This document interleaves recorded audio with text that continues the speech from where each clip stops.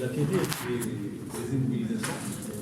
Le dernier paragraphe de ce chapitre, il va nous permettre de parler un petit peu d'une autre modalité d'acquisition des biens immobilisés, à savoir l'acquisition d'une immobilisation contre une rente viagère. Une rente viagère. Et donc, la première des choses à préciser, c'est savoir qu'est-ce qu'on entend par rente viagère. C'est quoi une rente viagère?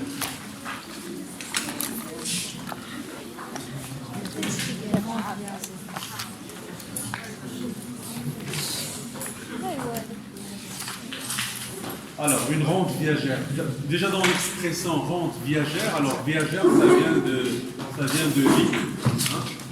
Ça veut dire que c'est une rente qu'une partie va toucher durant toute sa vie. Hein? Durant toute sa vie. Voilà, parce que nous avons pris l'habitude de voir des transactions qui se déroulent instantanément. Je vous vends le bien, vous payez aujourd'hui et le problème il est résolu, il est complètement résolu. Alors parfois, c'est vrai que c'est pas très courant, on va dire dans des cas rarissimes, il peut arriver qu'une cession soit faite contre, non pas un montant qu'il faut payer instantanément, mais contre, disons, une somme qu'il faut payer périodiquement jusqu'à la fin de la vie du cédant, du vendeur. D'accord? Et donc, dans ce cas-là, que l'on parle de rente viagère, par exemple, je vous vends un bien immeuble aujourd'hui et je vous dis, écoutez, vous allez me payer, par exemple, une somme donnée, 3 millions de dirhams aujourd'hui, et puis vous allez me payer chaque année 100 000 dirhams. Jusqu'à quand? Jusqu'à la fin de ma vie. Et donc là, il y a, on va dire, un élément de risque. Parce qu'il se peut que le décès intervienne l'année qui suit, comme il se peut que ça dure 25 ans. Donc ce qui fait que là, on doit se poser la question, comment doit-on comptabiliser une opération qui est réglée, pas moyennant un prix fixe déterminé à l'avance et réglé immédiatement, mais réglé, je dirais, à travers ce qu'on appelle une rente viagère. Hein, une rente viagère, c'est-à-dire une somme d'argent qui va se régler périodiquement jusqu'à la fin de la vie du cédant. Alors, d'abord une petite précision avant de prendre l'exemple.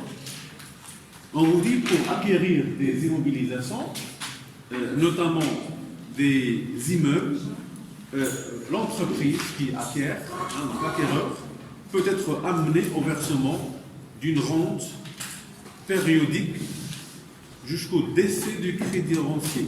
Le crédirentier, c'est en fait c'est le cédant, c'est le vendeur. D'accord? Donc jusqu'à la fin de la durée jusqu'au décès du crédirentier.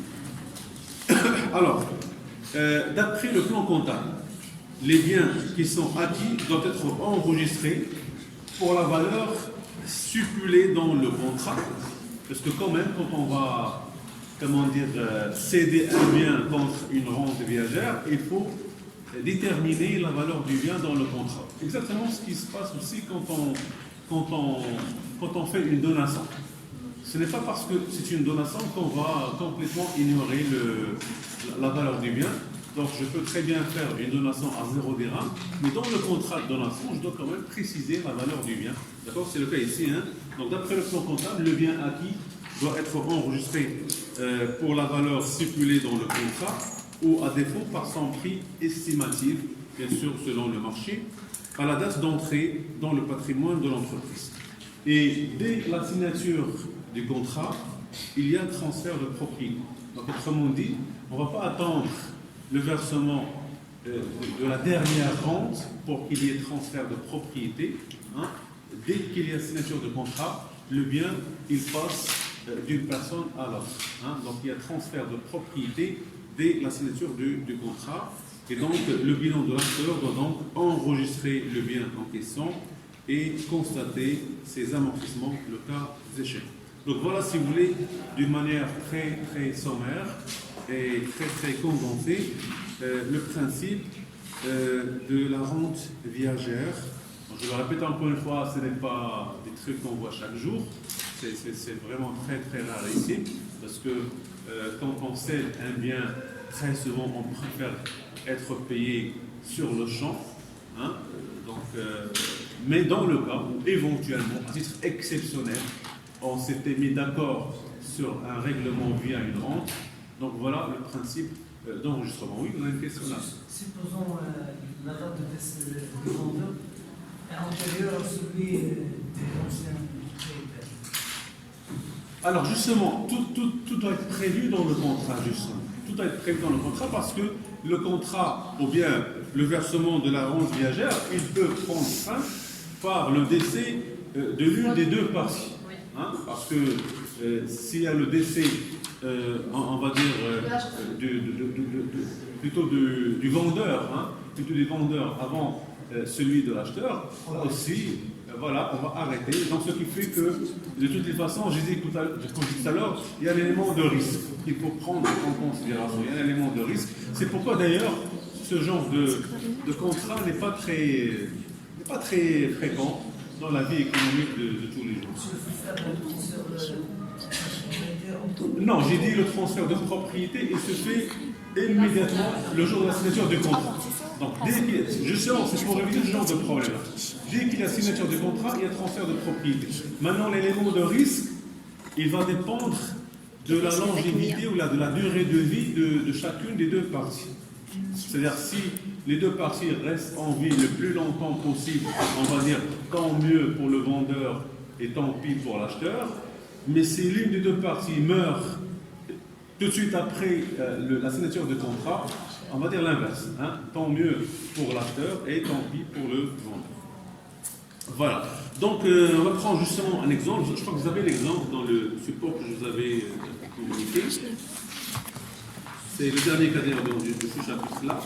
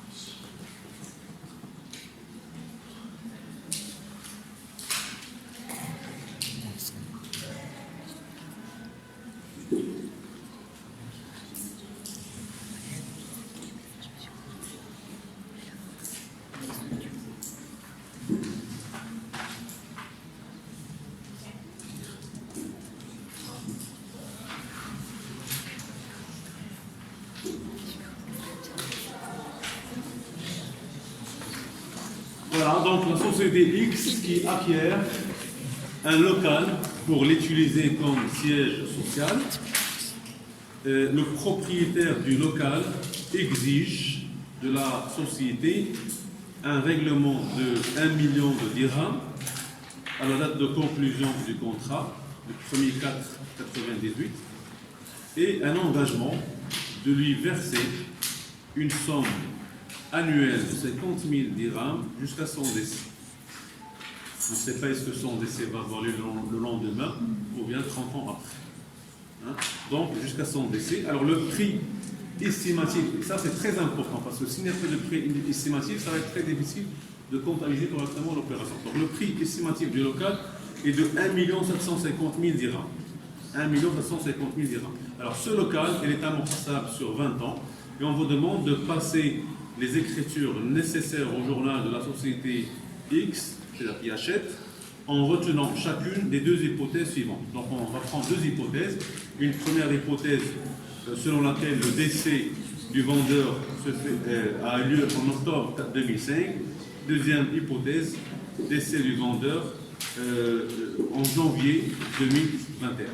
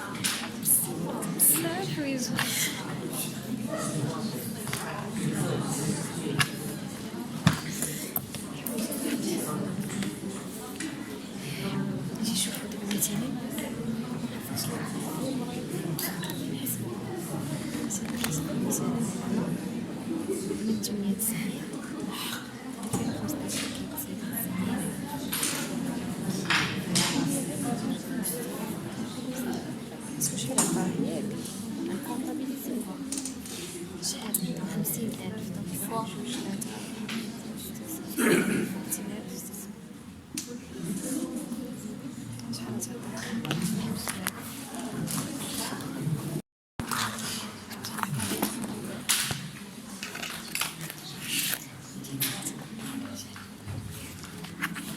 Et puis, du premier 4, 99,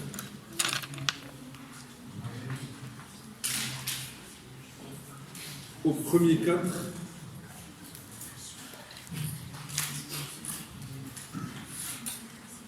euh, 2013.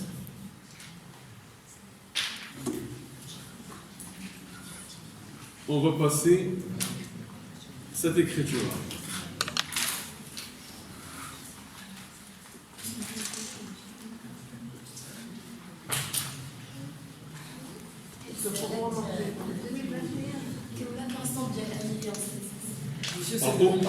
Alors pourquoi j'ai pris, non, c'est 2013.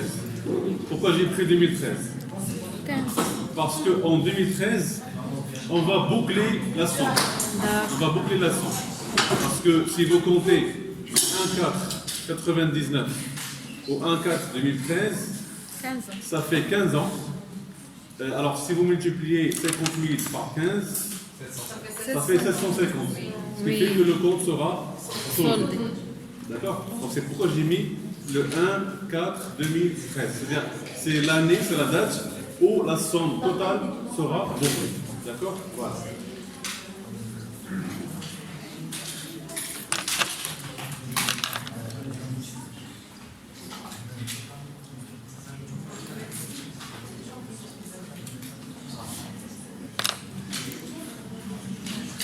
Et donc, il faut le faire remarquer ici. Donc, au premier 4 2013, donc au premier 4 2013,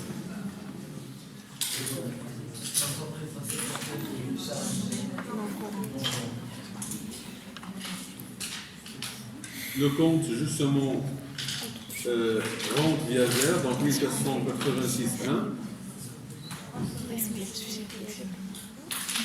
Et les soldes.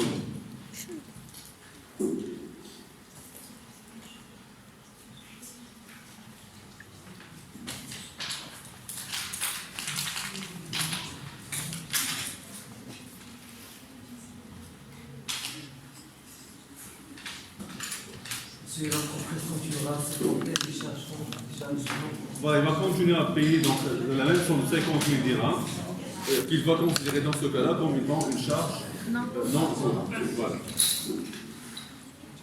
Donc, je vais le mettre ici. Du premier 4, combien 2014 au premier 4 2020, justement, parce que le décès il a eu lieu en janvier 2021, donc avant le premier 4 2021, voilà, donc c'est 2020 ici.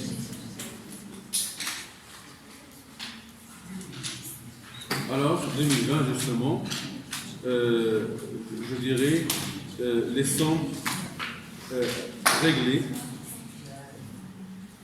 sont des charges non courantes.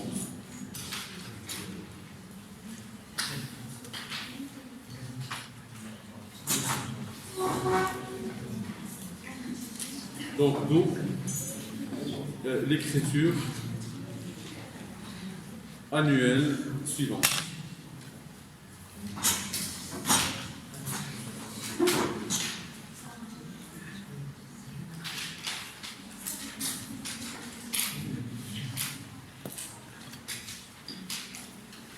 Voilà, donc du premier 4 2014 au premier 4 2020. on va diviser le compte autre charge non courante.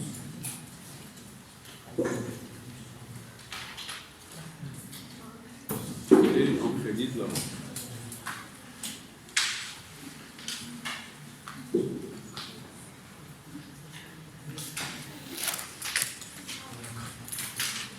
Voilà, toujours pour le montant de 50.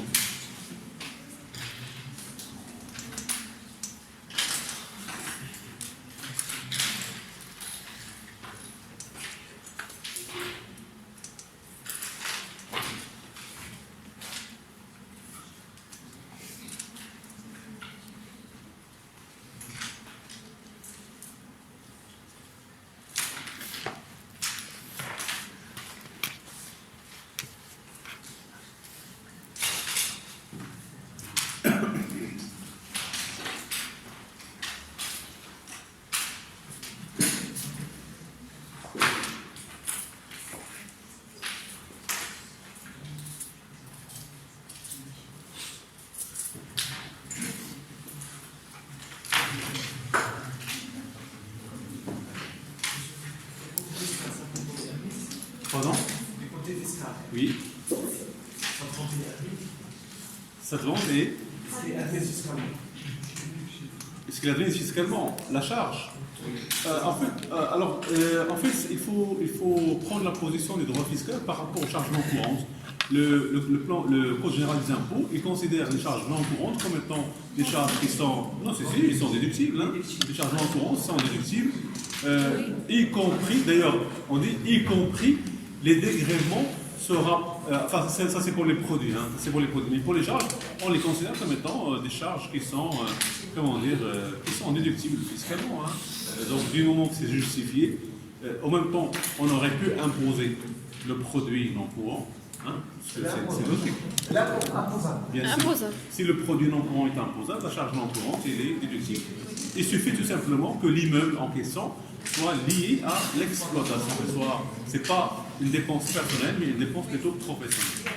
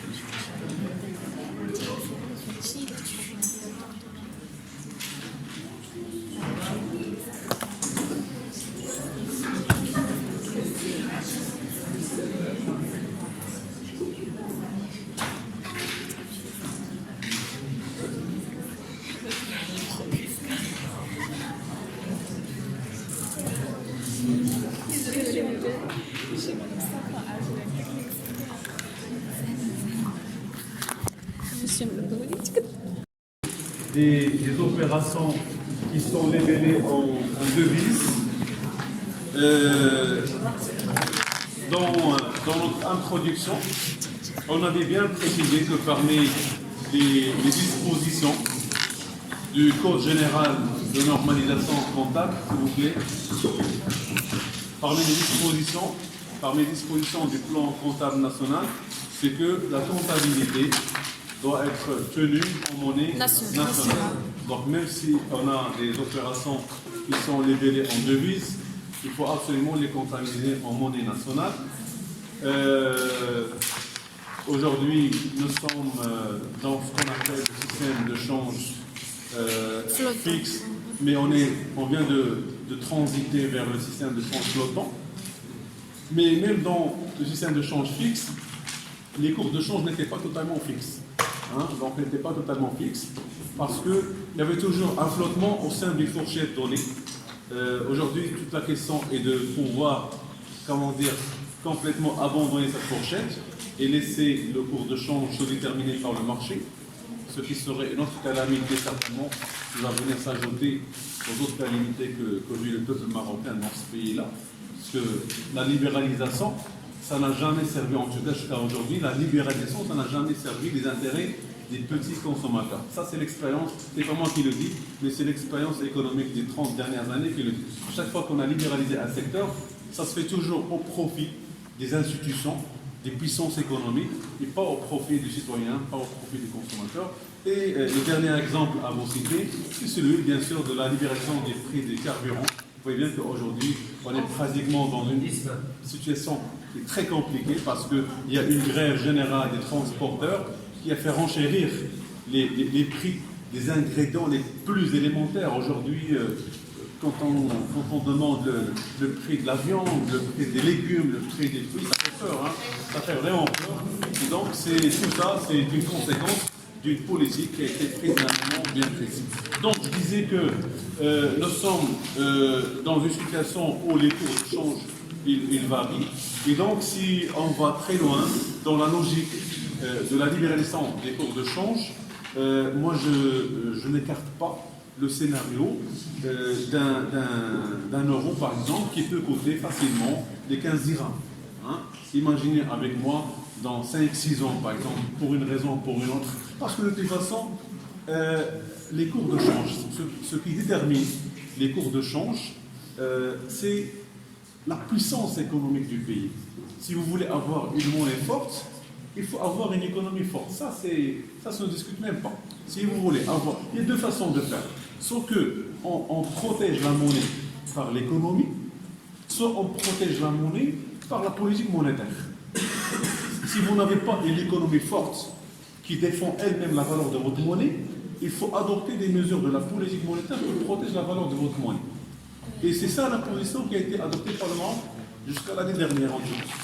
On avait toujours défendu, on avait toujours protégé la valeur de notre dirham par une politique monétaire, je dirais, de rigueur, d'expansion parfois, de répression parfois, de façon à garder la valeur, je dirais, de la monnaie dans une fourchette donnée entre le dollar et l'euro.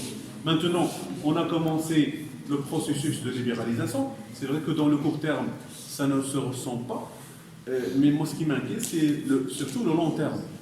Dans 10 ans, dans 15 ans, quand on va laisser le cours libre au dirham par rapport aux devises étrangères, si nous n'avons pas une économie suffisamment forte pour pouvoir rivaliser avec nos partenaires étrangers, avec l'Union européenne, avec les États-Unis d'Amérique, avec la Chine, le dirham risque de perdre beaucoup de points par rapport aux devises étrangères. La conséquence, c'est qu'un ordinateur qu'on importe, par exemple pour 3 000 dirhams, on va devoir l'importer pour 4 000 dirhams facilement, ce qui fait que ça va conduire à un renchérissement des prix de tout ce que nous importons.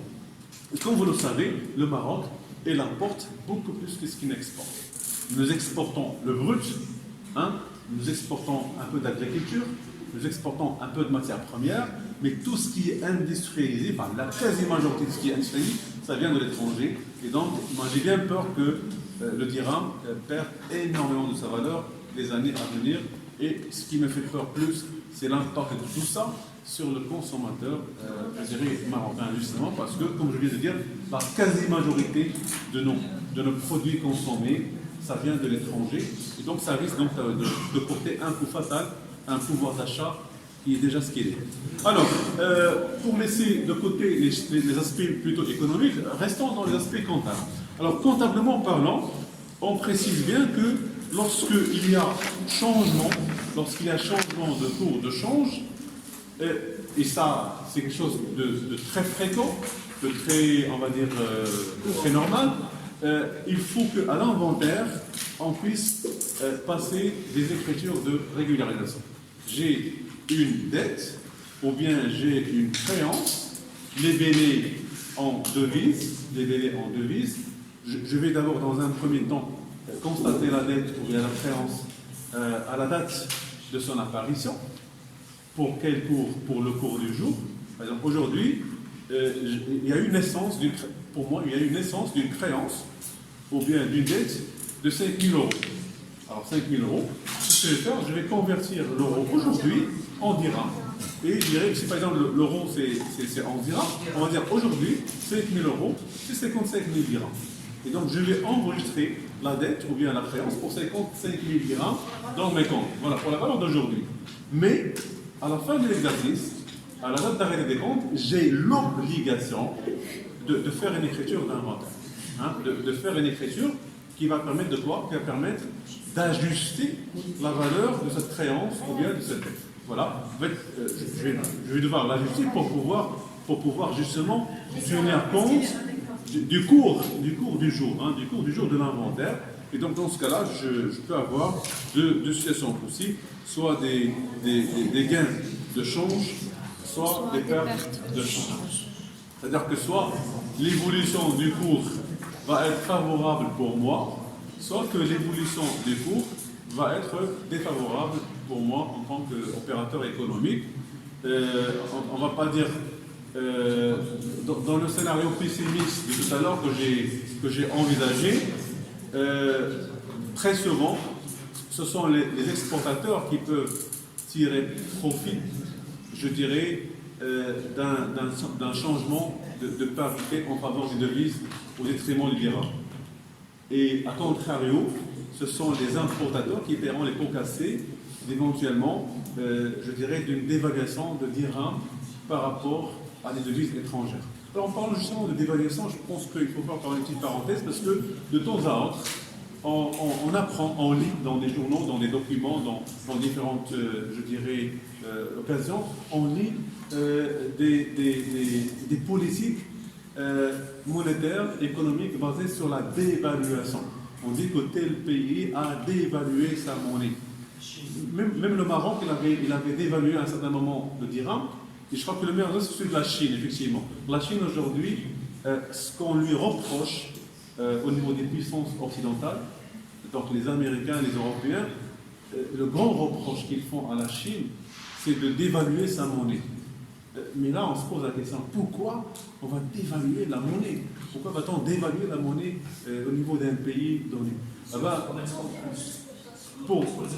Justement, pour essayer de booster les exportations, pour essayer de promouvoir les exportations. Parce que quand vous dévaluez votre monnaie, vos produits deviennent moins chers pour les étrangers et donc voilà, ils deviennent compétitifs et donc vont créer des conditions propices pour que vous exportez plus que ce que vous allez importer par-dessus. Mais attention, la dévaluation ne peut bien réussir que si vous avez quelque chose à exporter. Mais si vous n'avez absolument rien à exporter, ça ne sert à rien de dévaluer. Parce que parfois on dit oui, mais on va dévaluer. Mais qu'est-ce que tu vas exporter? Tu vas exporter, je dirais la pluie ou quoi? De toute façon, on n'a rien assez. Si on n'a rien à exporter, je pense que ça ne sert à rien à dévaluer. Mais l'économie chinoise étant très puissante, moi je suis parmi les fans vraiment des Chinois parce que pour beaucoup d'entre nous, la Chine c'est la mauvaise qualité, mais c'est faux, c'est complètement faux. Moi ce que j'admire dans l'expérience chinoise, c'est sa versatilité et sa capacité de s'adapter à n'importe quel contexte. Moi j'étais vraiment étonné de voir même des trucs, je dirais, élémentaires de la prière en Arabie Saoudite qui sont fabriqués en Chine. Même les trucs les plus fous qu'on peut jamais imaginer, ils sont fabriqués en Chine et au prix que vous voulez. Hein? Donc si vous voulez de la bonne qualité, alors il a son prix. Si vous voulez le même produit mais avec 10 fois moins de prix, ça existe. Et donc cette capacité de s'adapter à tous les contextes et à toutes les mentalités, c'est ce qui fait la force, je dirais, de l'économie chinoise. Je ne sais pas pourquoi je parlais de la Chine, de toute façon, ça n'a rien avec l'inventaire. Bon, alors, voilà. Donc je disais que suite aux différences de conversion entre le cours de jour et le contrat à l'inventaire, on peut réaliser soit un gain, soit une perte. Voilà, là on parle de gain, s'il vous plaît. S'il vous plaît. On parle de gain latent et de perte latente. Pourquoi? Parce que dès que l'opération, ou bien tant que l'opération n'est pas réglée, alors on ne peut parler que de perte latente ou bien de gain latent. C'est-à-dire c'est juste une photographie qu'on va prendre au 31-12. Une photographie de la situation au 31-12. Mais il n'y a pas encore eu de règlement de la dette, il n'y a pas encore eu d'encaissement de la créance, donc on ne peut pas parler ni de perte de change définitive, ni de gain de change définitive. Donc quand le règlement n'a pas encore eu lieu, tout peut changer, tout peut, je dirais, tous les scénarios sont possibles. Il se peut que le lendemain, la situation change complètement, et donc le gain devient une perte, ou bien la perte devient un gain. Bien. Alors, le gain latent, où est-ce qu'il est enregistré? Alors, le gain latent, il est enregistré au crédit d'un compte d'écart de conversion passive. Hein, un compte d'écart. Donc, ce que vous devez retenir, s'il vous plaît, pour les gens qui s'embrouillent entre les écarts de conversion actif et passif, c'est que vous devez désormais retenir que l'écart de conversion passif, c'est positif, c'est quelque chose de bien, quelque chose de bon. Hein? C'est un gain de change. Donc, écart de conversion passif, c'est extraordinaire, c'est quelque chose de très intéressant parce que ça correspond à un gain de change latent. Et dans les écarts de conversion passif, nous avons des comptes tels que le compte 1710, augmentation des créances immobilières. Donc l'entreprise, elle a intérêt à ce qu'il y ait une augmentation de ses créances et il a intérêt à ce qu'il y ait une diminution de dette. Donc lorsque je dis augmentation de créances ou bien diminution de dette, c'est toujours quelque chose d'intéressant pour moi parce que je dis, oui, pourquoi pas, s'il y a une possibilité que le cours de change et que ça se traduit par une augmentation de mes créances ou bien par une diminution de mes dettes, ce n'est que favorable. Et donc, quand c'est favorable, c'est un écart de conversion passif. Voilà. Et puis, comme vous pouvez le voir, nous avons deux familles de comptes d'écart de conversion passif. Nous avons la famille du financement permanent et nous avons la famille des éléments circulants. Hein. Donc, c'est pratiquement les mêmes intitulés. Ce qui change, ce sont juste les codes, 1710, 1720, ou bien 4701, 4702, toujours augmentation de créances circulantes, diminution de dettes circulantes. Donc, on utilise dans quel cas les comptes de la classe 1 et dans quel cas les comptes de la classe 4, selon la durée du règlement prévu. Si l'opération est supposée être réglée dans une durée de plus que 12 mois, généralement, on est dans la classe 1. Si ça va se régler sur une période de 3 mois, 4 mois, 5 mois, en tout cas inférieure à 12 mois, en principe, on utilise des comptes de la classe 4. Donc le gain latent s'enregistre au crédit d'un compte d'écart de conversion passif. Alors, tout à l'heure, il y avait une question d'ordre fiscal. Effectivement, fiscalement parlant, un gain de change latent, comme on vient de le voir, il n'apparaît pas, il ne touche pas la classe 7. Il touche soit la classe 1, soit la classe 4. Donc, comptablement parlant, ce n'est pas un produit. Fiscalement, est-ce qu'il est imposable? Oui. Paradoxalement, oui. Oui.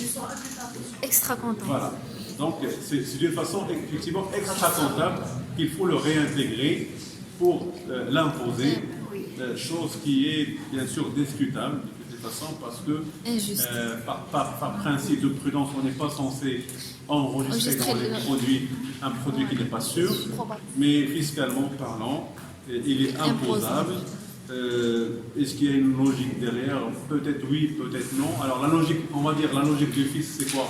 Il va vous dire, écoutez, du moment que je vous permets de déduire les pertes de change latentes que vous provisionnez, j'ai également le droit de vous demander de payer l'impôt sur un produit latent. Mais cette logique-là, elle est discutable parce que quand il s'agit d'une charge, oui, je peux provisionner, mais lorsque je vais me rendre compte que la provision n'est plus justifiée, je vais la reprendre.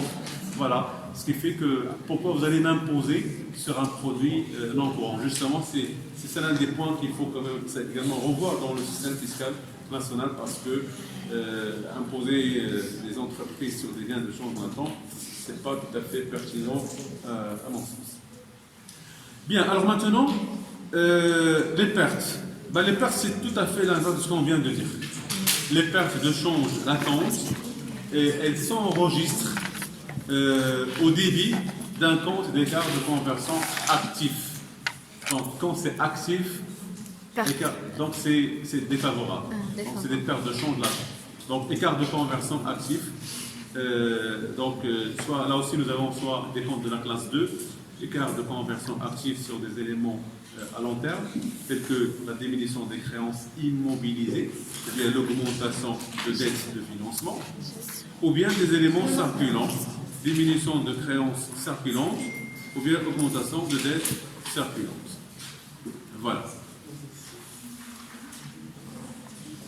Alors, peut-être la particularité des pertes de change latentes, c'est qu'ils conduisent à la constatation de provision. Voilà. Donc, quand il y a une perte latente, quand on s'attend à une perte latente, quand on constate une perte latente, on doit même, je dirais, la provisionner.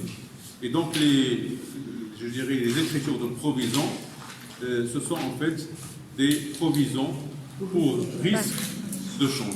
Des provisions pour risque de change. Et là aussi, on a un compte de la classe 1, un compte de la classe 4. Ça dépend également de la durée, je dirais, de l'opération. Provision pour perte de change, un compte de la classe 1, c'est le 1516, quand il s'agit de dettes de financement ou bien de créances immobilisées, ou bien autre provision pour risque et charges, provision pour perte de change dans la classe 4, quand il s'agit de créances et de dettes circulantes. Alors, les écritures d'inventaire correspondant aux dettes et créances en monnaie étrangère constatées au 31/12/N devront être contrepassées au 1er janvier N plus 1. Alors ça, c'est une lapalissade aussi, c'est une évidence, parce que quand on parle des écritures qui se justifient à une date donnée, il faut les contrepasser le lendemain ou bien à la réouverture des comptes, parce que ce gain latent ou bien cette perte latente ne se justifie que le 31/12 pour un tel cours de change. C'était juste pour donner une image fidèle. Voilà, c'était juste pour donner une image fidèle de la situation patrimoniale à une date précise. Donc le lendemain, le cours il va certainement changer et la créance ou bien la dette, il va également, je dirais, doit en principe être contreplacé. Voilà, alors, lors de la date des règlements, qu'est-ce qu'on va faire? Pardon? Voilà, alors lors de la date des règlements, justement, on va constater soit une perte de change, cette fois-ci définitive, certaine, soit un gain de change définitif. Voilà, donc là, c'est le règlement qui peut donner lieu à une créance, plutôt à une charge définitive ou bien un produit définitif. Donc, tant qu'il n'y a pas de règlement, pas de gain définitif, pas de perte définitive, mais le jour du règlement, on va bien sûr constater soit une perte de change dans la classe 6, et donc le compte approprié c'est le 6331, près de perte de change propre à l'exercice, ou bien un compte de la classe 7, 7331, gain de change propre à l'exercice. Donc ce qui fait que, voilà, donc d'une manière très très résumée, très très condensée, le principe d'enregistrement des gains de change et des pertes de change. Alors nous allons bien sûr faire la première illustration à travers l'exemple 14. Voilà, donc voilà l'exemple. Donc on verra comment est-ce qu'on va enregistrer le gain latent et le gain certain selon cet exemple-là. Oui? Comment on fait comptablement dans cette situation où l'entreprise s'engage avec le droit pour que le risque de change diminue? En fait, c'est lorsque vous achetez des swaps par exemple, ou bien vous constatez la charge, et puis ce qui est pris, comment dire, ce qui est couvert par un contrat d'assurance n'est pas provisionnable, on ne peut pas le provisionner, tout simplement. On provisionne tout ce qui est couru comme risque. Par exemple, si pour une opération donnée, j'ai acheté un produit de couverture bancaire, je vais constater la charge au niveau de la classe 6 pour ce que j'ai acheté. Et bien sûr, je ne vais pas faire double emploi. La partie de risque couverte par l'assurance, je ne vais pas le provisionner. Je ne provisionnerai que la partie de risque non couverte par ce contrat. Donc aujourd'hui, il y a plusieurs types de contrats. Il y a les swaps, il y a je dirais beaucoup de formes de couverture contre le risque de change. On peut choisir ce qu'on veut. Si on a acheté une option de devise, on constate la charge dans les comptes de la classe 6 et la partie, je dirais, correspondante n'est pas provisionnable. C'est-à-dire pour le risque concernant telle opération, étant donné qu'il est pris en charge par une banque, je ne vais pas le provisionner pour ne pas faire double emploi. Alors, ici, c'est une entreprise qui a vendu le 3 février de l'exercice 1 des marchandises à un client en France pour 3 500 € et la date de règlement a été fixée au 4 janvier N+1 par chèque bancaire. Et donc, on vous donne les cours. Le 3-2, donc le jour de la vente, 1 €, c'est 10,70 €. À la fin de l'exercice, 1 €, c'est 10,75 € et au 4 janvier, 1 €, c'est 10,80 €.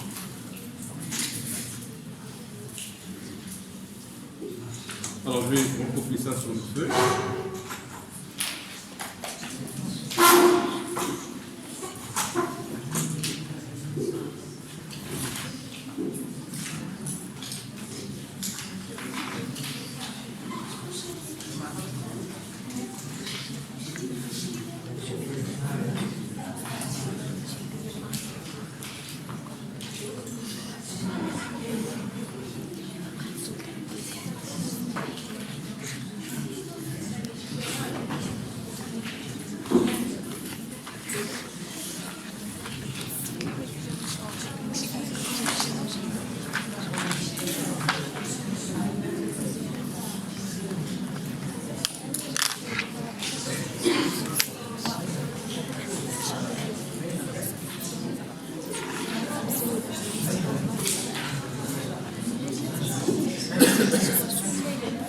Alors, donc la valeur de l'opération, donc la valeur de l'opération est de 3 500, donc 3 500 €. Et donc on peut dire qu'au 3-2 de l'exercice N, on peut chercher la valeur en dirhams. Donc valeur en dirhams, c'est 3 500 fois 10, 60. voilà, fois 10,70.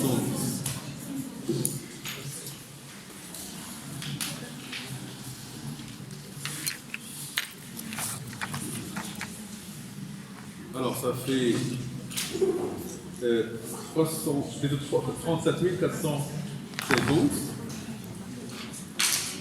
et sa valeur en dirhams, le 31,12, c'est 3500 fois combien? Fois 10, 75, voilà.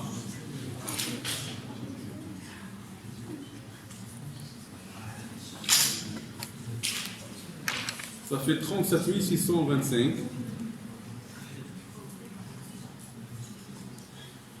Ce qui donne lieu à quoi? Hein? Une perte bien bien. Voilà, d'où un gain qui n'est que latent de 5 moins 5.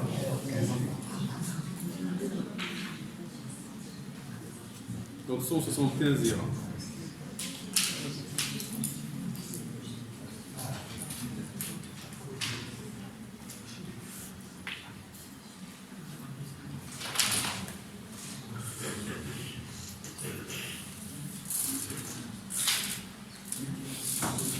Et puis, le jour du règlement, c'est-à-dire le 4 janvier, justement, de l'exercice N plus 1, la valeur en dirhams, c'est 3500 multiplié par 10,80.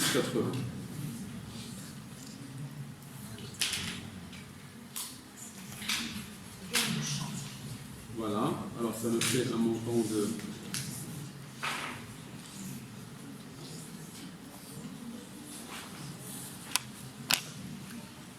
37 800. Donc d'où un gain de change cette fois-ci définitif. Voilà, donc un gain de change définitif de 37 800. Moins combien? Moins 37 416.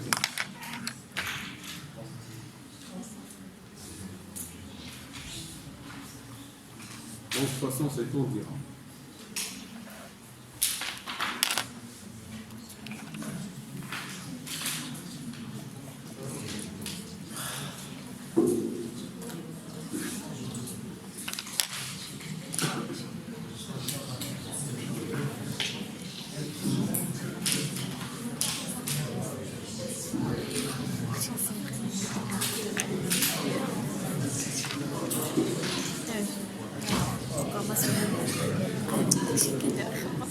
Programmation. Ici, c'est pas ce que je fais.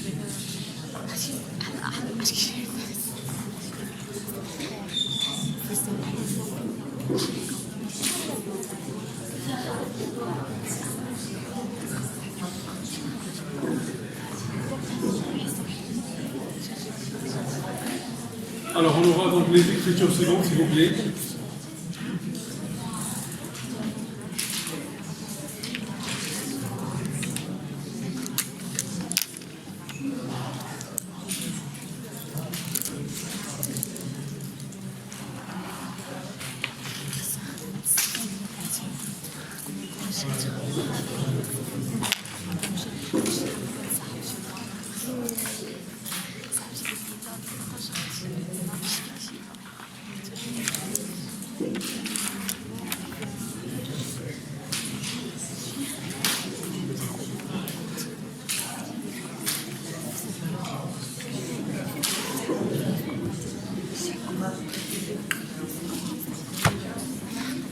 Alors, la première écriture à passer le 3.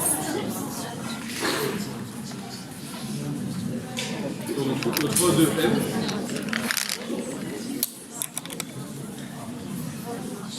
Alors, vente de marchandises, s'il vous plaît.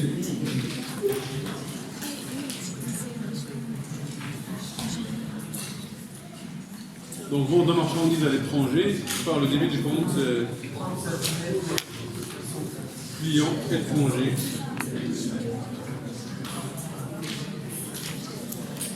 Alors, c'est le 3421 et le 7113.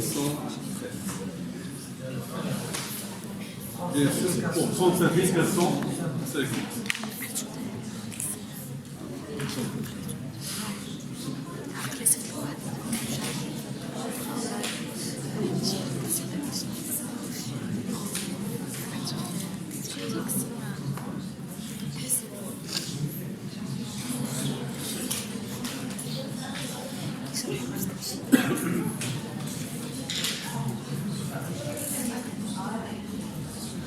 Donc 31,12.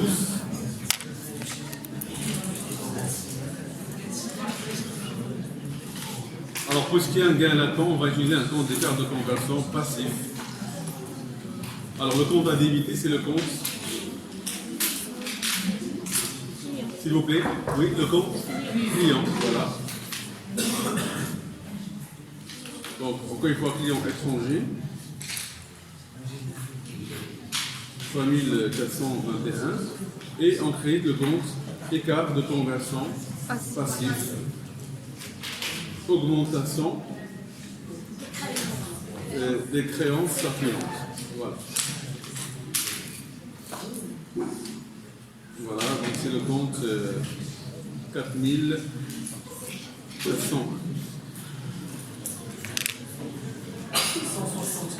Pour le montant de 175.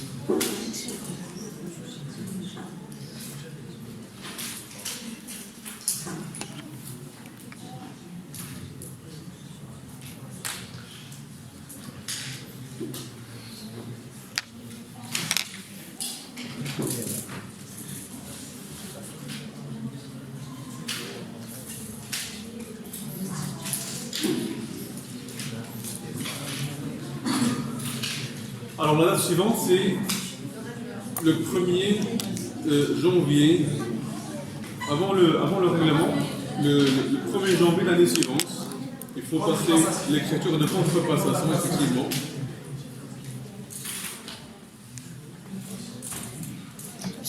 Je vais redélimiter le compte écart de conversion passif et qualité de compte client. Voilà, augmentation des créances.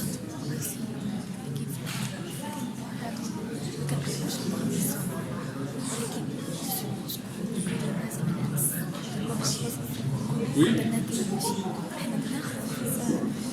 Alors, s'il vous plaît, pourquoi doit-on contrepasser la question? Pourquoi doit-on contrepasser cette écriture-là? Parce que si on ne contrepasse pas, qu'est-ce qui va se passer?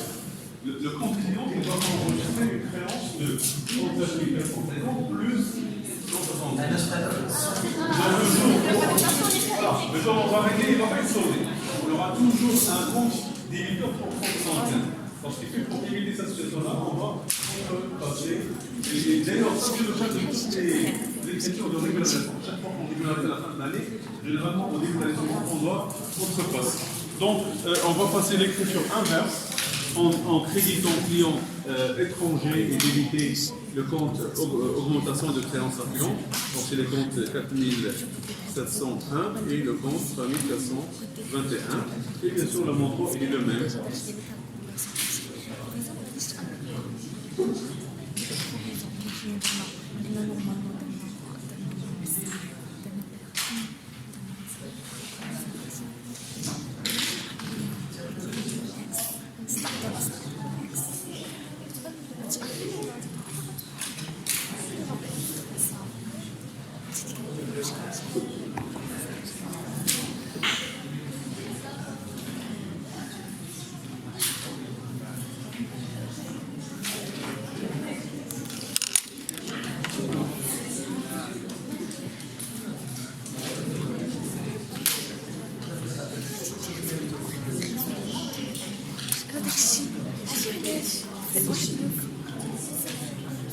Et puis la dernière date, c'est celle du règlement.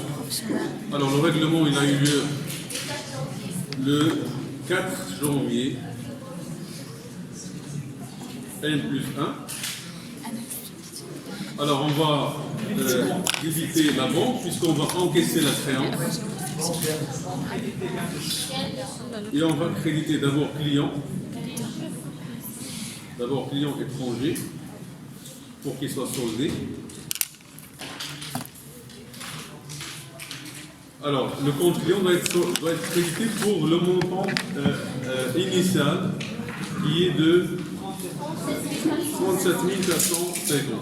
La banque doit être débitée pour le montant effectivement encaissé, qui est de 37 800. voilà, 37 800. Voilà. 37 800. Voilà. Et donc la différence, bien sûr, c'est un gain de change. Voilà, un gain de change propre à l'exercice.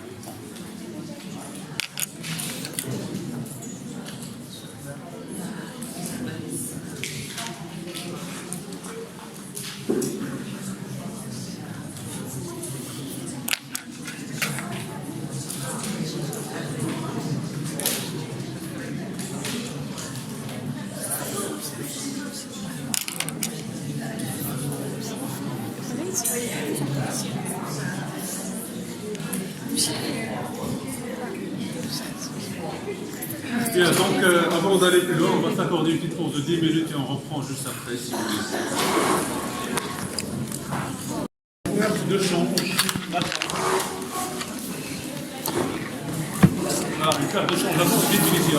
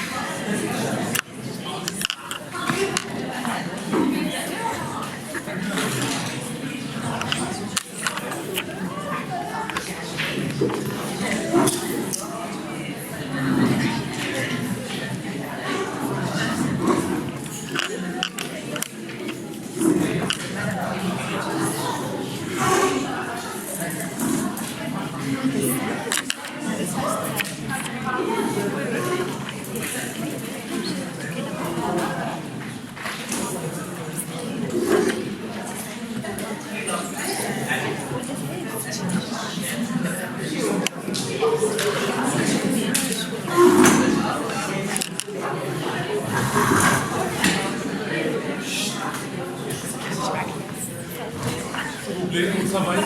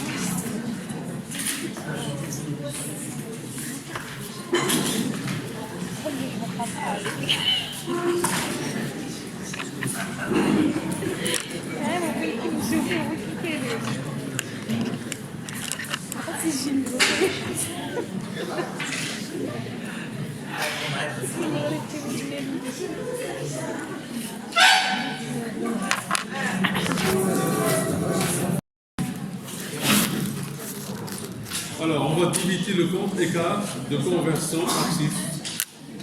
C'est une diminution des créances circulantes. Et puis, on crédite bien sûr le compte client et le compte.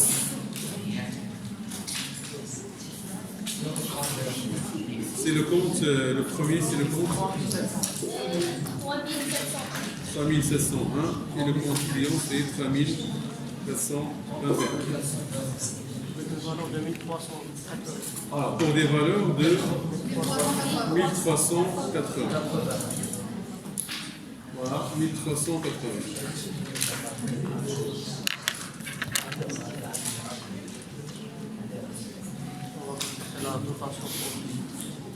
Là, c'est une perte de change qui est latente, qui va justifier une provision.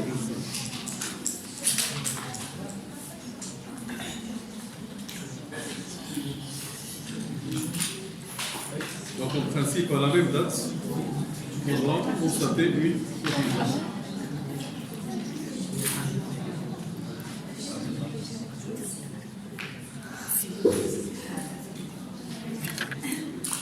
Alors, c'est quoi le compte à débiter? 63 93. Donc, dotation, n'est-ce pas? Voilà, aux provisions. C'est une dotation financière, bien sûr, hein, aux provisions, pour créance, s'il vous plaît. Un peu de silence, s'il vous plaît. Donc, dotation aux provisions pour risques et charges. Voilà, dotation provision pour risques et charges financiers.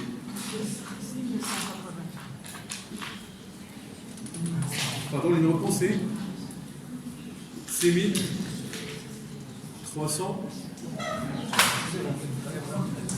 Non, d'accord, dans 6393 pour bien sûr le même montant, 1380.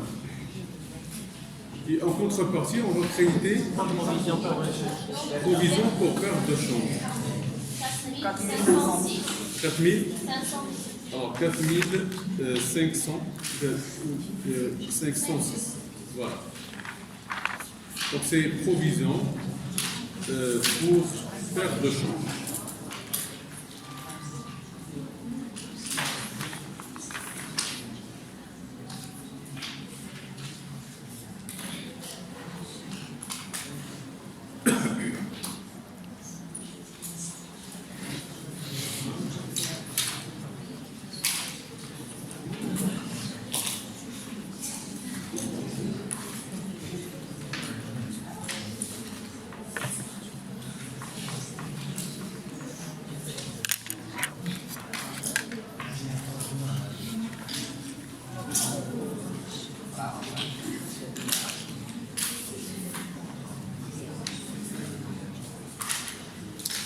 Alors ensuite,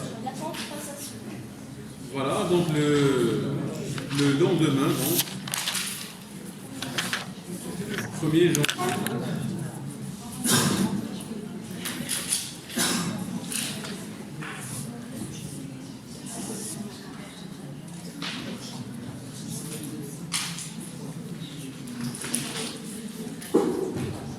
Alors c'est quoi l'écriture qu'il faut contrepasser? Donc, je divise client étranger et crédité écart de conversion actif, diminution justement des créances circulantes.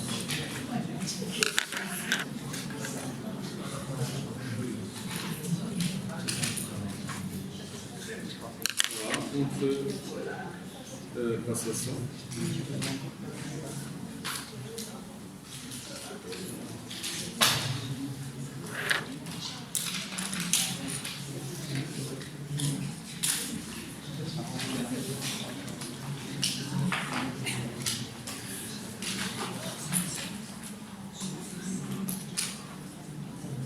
Alors, quoi encore? C'est quoi l'utilité pour la troisième fois de l'écriture de contrepassation? Qui peut répondre à ma place? Alors, la question qui se pose, c'est de savoir c'est quoi l'utilité de l'écriture de contrepassation. C'est une question qui a été posée pour la troisième fois, c'est pas grave, on répète, pas de problème, oui.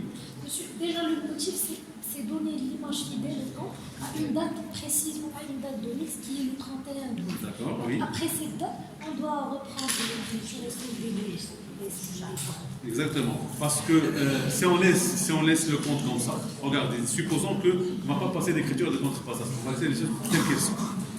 Maintenant, au 1er janvier, si je vais me poser la question, quel est le montant de la créance que nous avons vis-à-vis de ce client américain? On va mettre 41 400 moins 1380, ce qu'il faut.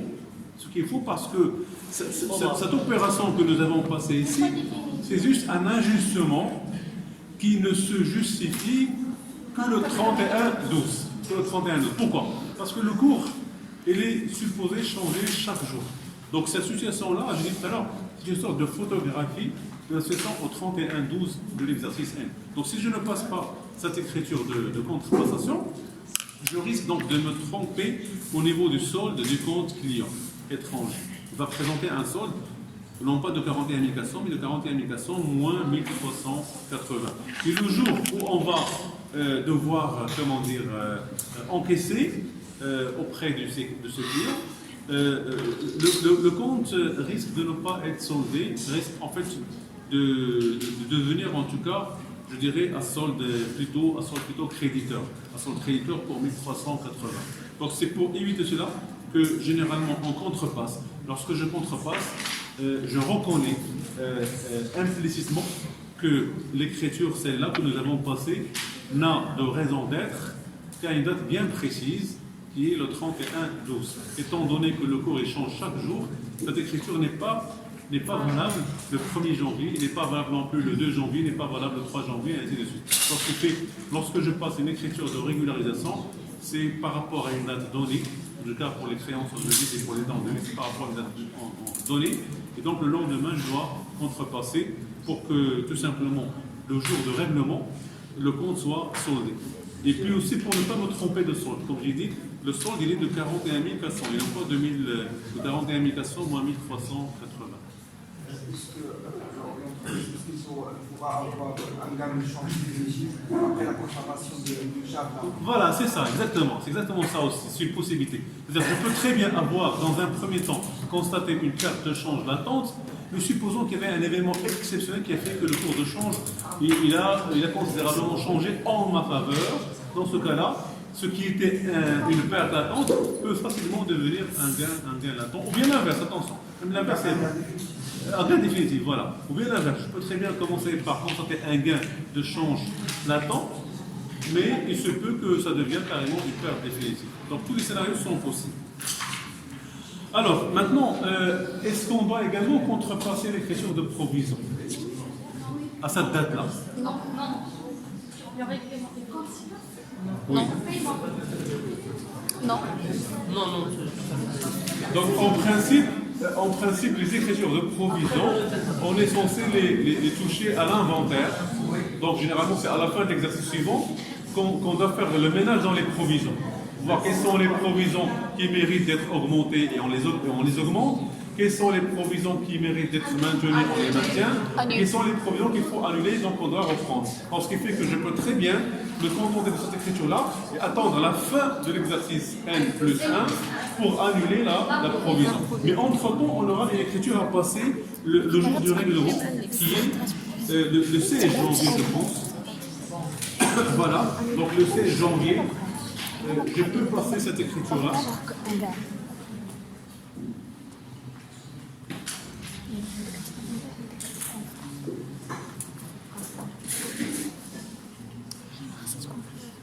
Donc 16 janvier de l'exercice N plus 1.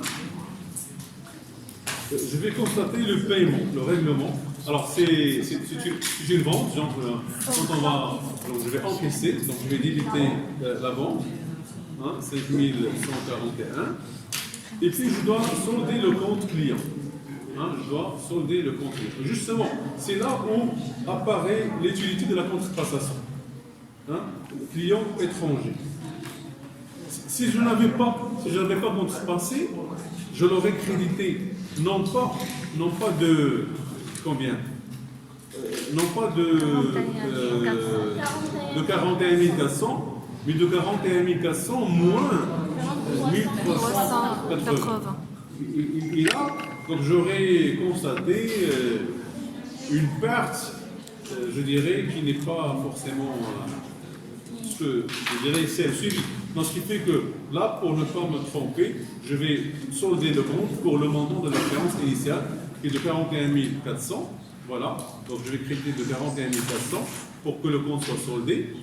Et à la banque, je vais mettre le montant effectivement encaissé, c'est-à-dire les dollars en cours du jour. Hein, les dollars en cours du jour. Alors, les dollars en cours du jour, c'est 39 100. Donc, je vais aller au tableau, voilà. Ce que nous allons encaisser, c'est 4 600 $, mais qui, au 16 janvier, ils avaient comme contre-valeur en dirhams 39 100. Donc, voilà, on encaisse 39 100 seulement. Et on crédite 41 400. Donc là, c'est sûr que la différence, c'est une perte. Parce qu'au lieu d'encaisser 41 400, on n'a encaissé que 39 100.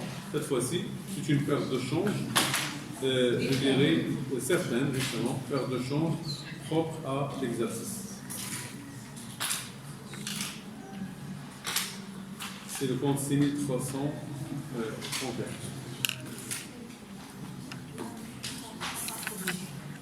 Pardon, oui. Voilà, et à la fin de l'exercice, justement, on peut corriger la provision.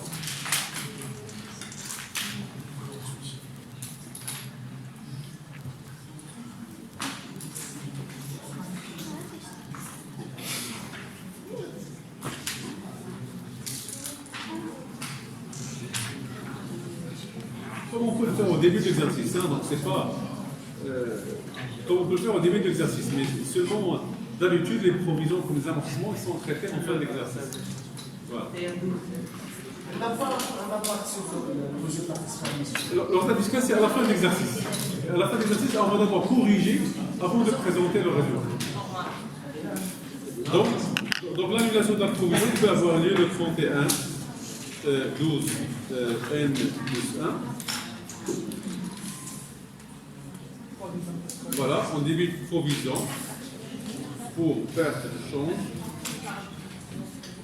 et on crédite de reprise sur provision pour risque et charges financières. 4 500 et 7 393.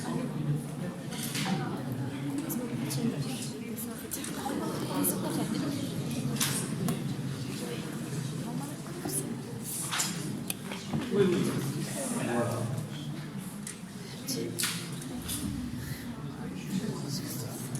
Donc là, c'est l'annulation de la provision.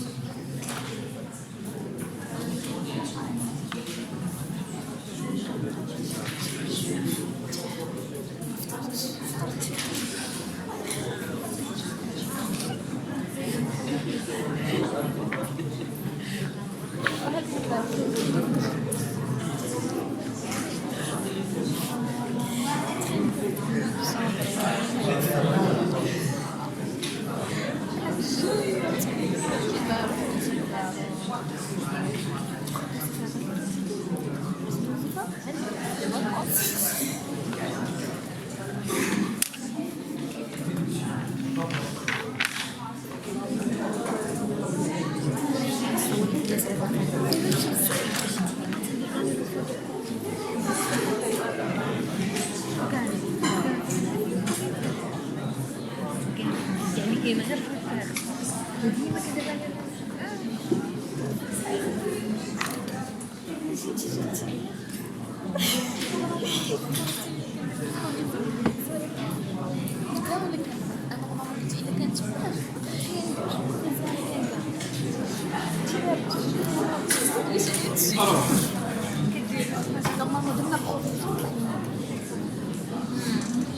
Alors, je crois qu'il y a encore deux exemples.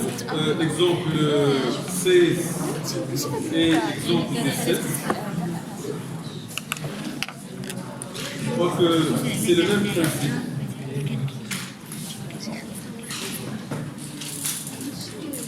Donc, c'est le même principe que les exemples qu'on vient de voir. Hein. Donc, puisque on peut le voir, c'est un gain de change latent et définitif, et c'est une perte de change latente et définitive.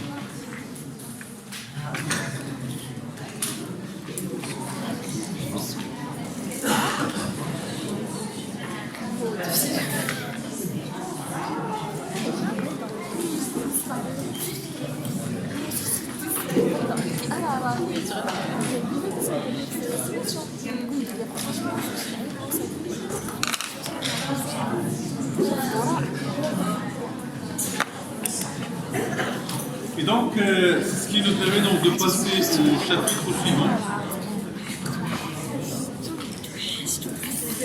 Chapitre 3,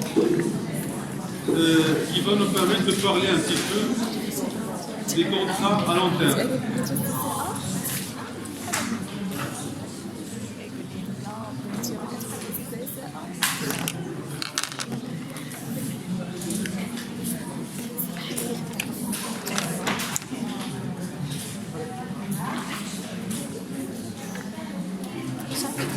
Des contrats à long terme.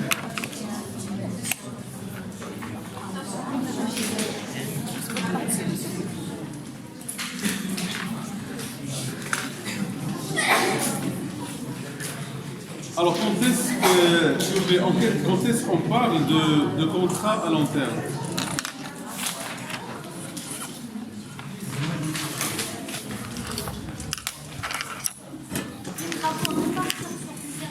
Pardon, oui. Sur les travaux à répartir sur plusieurs exercices. Voilà, parce que des travaux, ils sont étalés sur plusieurs exercices, sur deux exercices différents. Parce que, par exemple, l'exécution de travaux d'un marché s'étale sur plus qu'un exercice. Généralement, on est en présence d'un contrat à long terme. Donc, je vais commencer par préciser ça. Donc, on parle de contrat à long terme lorsque les dates de démarrage et de réalisation, ou bien d'achèvement, on va dire plutôt, d'achèvement des opérations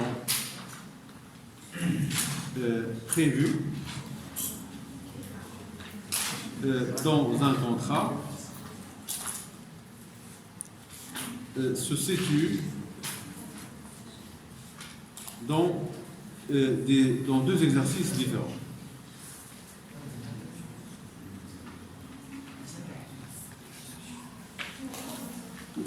Dans deux exercices différents. Donc la question ici est de savoir comment se comptabilisent les produits et les charges qui se rapportent à un contrat à long terme.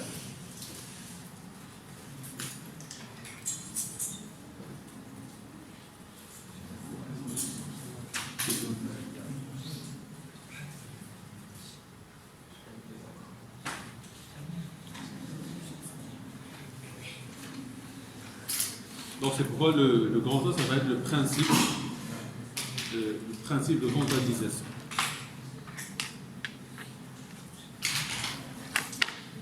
Il existe deux méthodes. Oui, effectivement.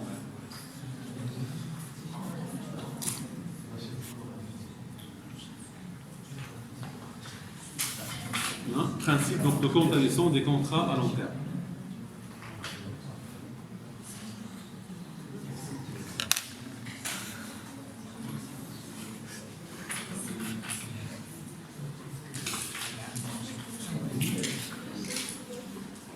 Alors, donc, il faut préciser que très souvent, ce genre de contrat, on les trouve dans les travaux immobiliers, et dans, voilà, les travaux publics, les travaux immobiliers, aussi parfois dans les services, quand il s'agit de services sur une longue durée. Donc, généralement, la question qui se pose, c'est de savoir comment est-ce qu'on va comptabiliser. Est-ce qu'on va attendre la fin des travaux pour comptabiliser, ou bien est-ce qu'on va comptabiliser au fur et à mesure de l'avancement des travaux? D'où d'ailleurs les deux méthodes dont vous venez de parler, effectivement. Il y a, disons, deux méthodes. La méthode de l'achèvement, comme son nom l'indique, on va attendre l'achèvement des travaux pour comptabiliser les produits et le chiffre d'affaires, ou bien la méthode dite de l'avancement. Comme son nom l'indique, on va comptabiliser au fur et à mesure de l'avancement des travaux. Donc je vais commencer par préciser ça. Alors la comptabilisation, à la clôture d'un exercice,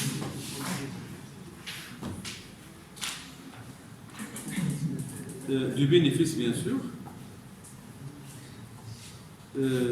réalisé sur une opération partiellement exécutée peut se faire selon donc deux méthodes.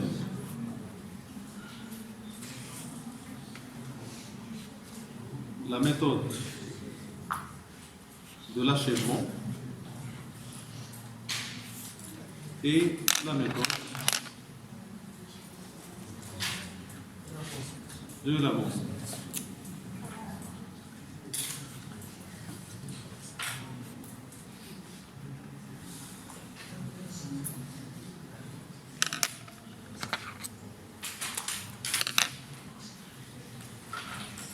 Et donc, commençons d'abord par présenter le principe de la méthode de l'achèvement.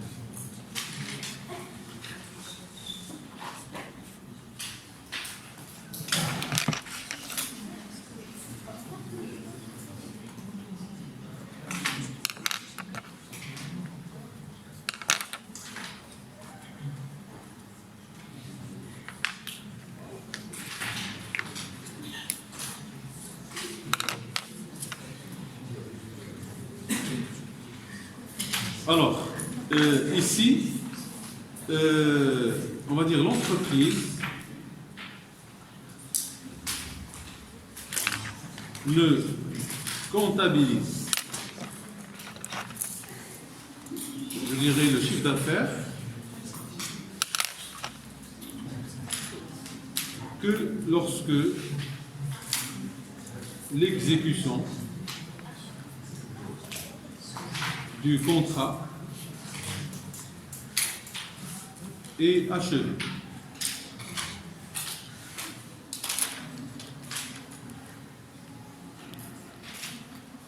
Et donc, le produit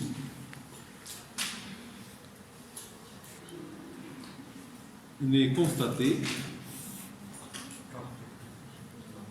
justement qu'à l'achèvement des travaux.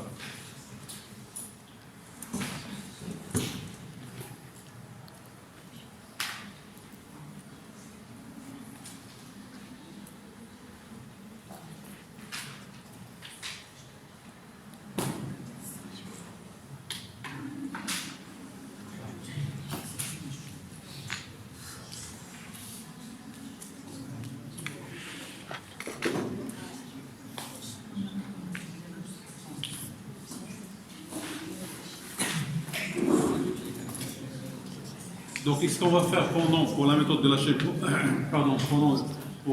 pour la méthode de l'achèvement, qu'est-ce qu'on va faire pendant la période de contrat? On ne va constater que les encours, les encours de production et les travaux en cours, et on va attendre la fin des travaux pour constater le produit proprement dit. Voilà. Donc, voilà, ça c'est pour la méthode de l'achèvement. Alors, un petit mot sur la méthode de l'avancement.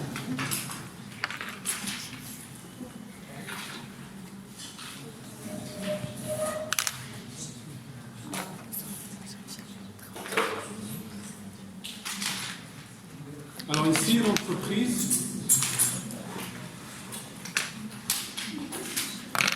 comptabilise, je dirais, voilà, un chiffre d'affaires, justement, je dirais partiel, au fur et à mesure de l'avancement des travaux prévus dans le contrat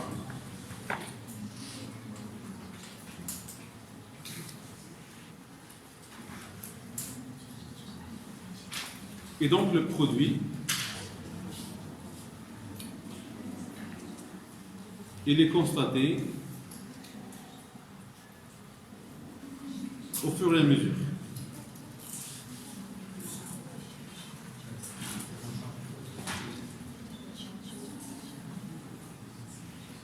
Voilà, au fur et à mesure de l'avancement des travaux.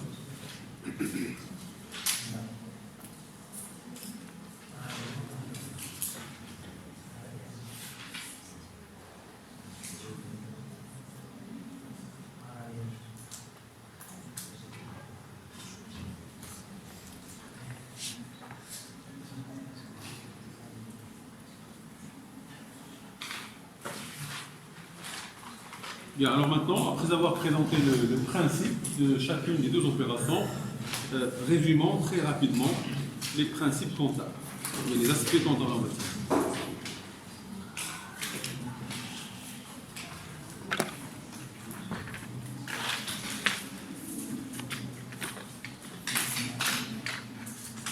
Et en point de vue, commençons par la méthode de l'achèvement.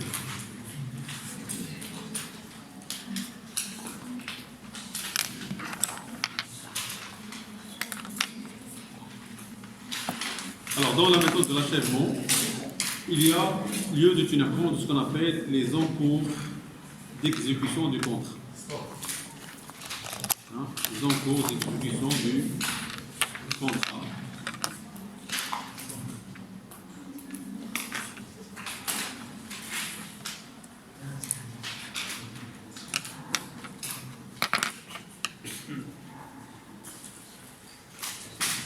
Et donc là, je précise que les encours se rapportant au contrat à long terme doivent être valorisés et comptabilisés à la clôture de chaque exercice. Effectivement, on doit avoir une comptabilité analytique qui doit nous permettre d'évaluer le coût des travaux en cours. Voilà, donc les encours se rapportant au contrat à long terme doivent être valorisés et comptabilisés à la clôture de chaque exercice.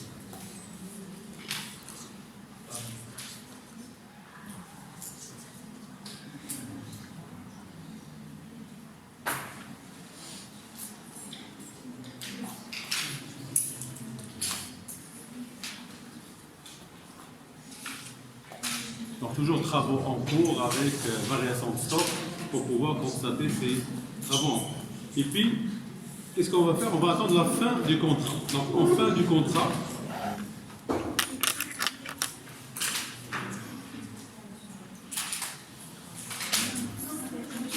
alors en fin du contrat, alors je dirais lors de la livraison du bien ou de l'achèvement du service, l'entreprise facture le produit, il facture donc le produit et ainsi le bénéfice est ainsi comptabilisé.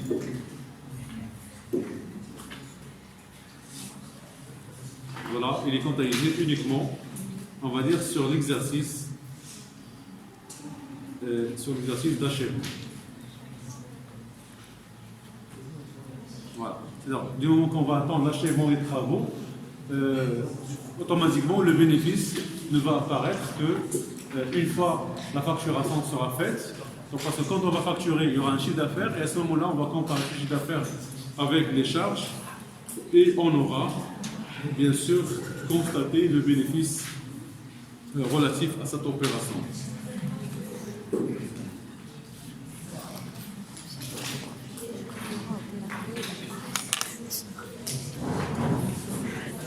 Bien, donc ce qui reste à faire, c'est de faire un cas sur la méthode avant de voir la méthode suivante.